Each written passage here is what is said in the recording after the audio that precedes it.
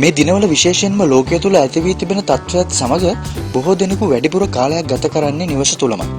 ඉතින් මේ ගෙවන කාලයත් අර්ථවත් දෙයකට යොදා ගන්න පුළුවන් නම් ඒක ගොඩක් වටින දෙයක් වෙනවා. එළවලු සිටුවීම මේ සඳහා වඩාත් යෝග්‍ය ක්‍රියාවක් වුණත් එළවලු බීජ සොයා ගැනීම තරමක අපහසු කටයුත්තක් වෙලා තියෙනවා. ඉතින් අද අපි කතා කරන්නේ එළවලු බීජ නැතුව වුණත් ඔබ මිලදී ගන්නා එළවලු වලින්ම නැවත වගා කළ හැකි එළවලු වර්ග 10ක් පිළිබඳවයි. අංක 1.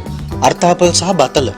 ඔබේ නිවසට රැගෙන එන ඇතැම් අර්ථාපල් අලවල මොටයි පැමිණ තිබෙනවා ඔබට දැක ගන්නට පුළුවන්. එසේ මොටයයන් නොමැති වුවත් මේ ආකාරයෙන් දින කිහිපයක් ලැබීමෙන් අර්ථාපල් සහ බතලවල මොටයයන් වර්ධනය කර ගැනීමේ හැකියාවක් ඔබට තිබෙනවා.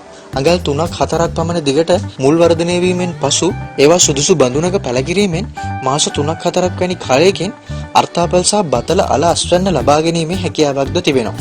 අංක 2. සුදු ලූණු, රතු ලූණු සහ ලොකු ලූණු. මේ සියලුම ලූණු වර්ග නැවත වගා කිරීමෙන් දින 7ක් 10ක් වැනි කෙටි කාලයක් තුල ලූණු කොළ අස්වැන්න ලබා ගැනීමේ හැකියාවක් තිබෙනවා. කිහිප වතාවක්ම කොළ ලබා ගැනීමේ හැකියාවක් තිබෙන අතර වගාව හොඳින් නඩත්තු කිරීමෙන් මාස 3-4ක් වැනි කාලයකදී ලූණු අස්වැන්නක්ද ලබා ගැනීමට ඔබට පුළුවන්. අංක 3. කැරට්.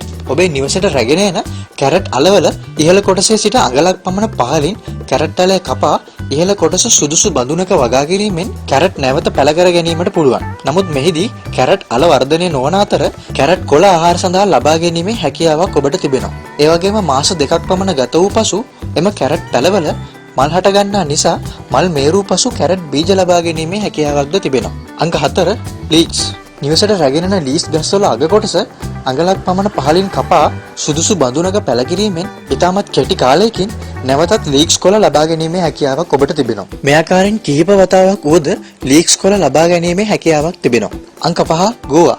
කොළ ගෝවා මෙන්ම ගෙඩි ගෝවා වලද මූල කොටස තරමක් ඉහළින් කපා දින කිහිපයක් ජල බඳුනක තබා ගැනීමෙන් එහි මුල් වර්ධනය කර ගැනීමේ හැකියාවක් තිබෙන අතර සුදුසු තැනක පැලකිරීමෙන් නැවත ගෝවා වල කොළ ලබා ගැනීමේ හැකියාවක් ඔබට තිබෙනවා. අංක 6. සලාද කොළ. සලාද කොළවල මුල් සහිත කොටස කපා සිටුවීමෙන් ඉතා කෙටි කාලයකදී නැවතත් සලාද කොළ ලබා ගැනීමේ හැකියාවක් තිබෙනවා.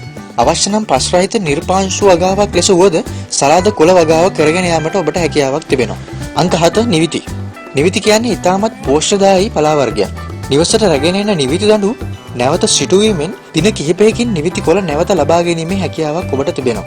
නිවිති කියන්නේ ඉතාමත් ශීඝ්‍ර වර්ධනයක් තියෙන පලා වර්ගයක් නිසා මේ සඳහා ගත වෙන්නේ ඉතාමත් කෙටි කාලයක් පමණයි. අංක 8. කොහිල. කොහිල අල ඔබගේ නිවසට රැගෙන එන්නේ නම් එම අල ජලය සහිත බඳුනක දින කිහිපයක් දමා තිබීමෙන් ඒවායේ මුල් වර්ධනය කර ගැනීමේ හැකියාවක් තිබෙන අතර හොඳින් ජලය ලැබෙන ස්ථානයක මෙම අල සිටුවීමෙන් ඉතා ඉක්මනින් කොහිල වගා කර ගැනීමේ හැකියාවක් තිබෙනවා. අංක 9. කංකුම්. කංකුම් කියන්නේ ඉතාමත් ශීඝ්‍ර වර්ධනයක් තියෙන පලා වර්ගයක්.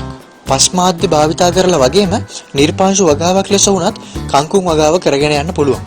නිවසට රැගෙන එන කංකුම් මිටියක මොරපු කංකුම් දඩු නැවත සිටුවීමෙන් ඉතාමත් ඉක්මනින් කංකුම් කොළ ලබා ගැනීමේ හැකියාවක් තිබෙනවා. අංක 10. ගොටුකොළ.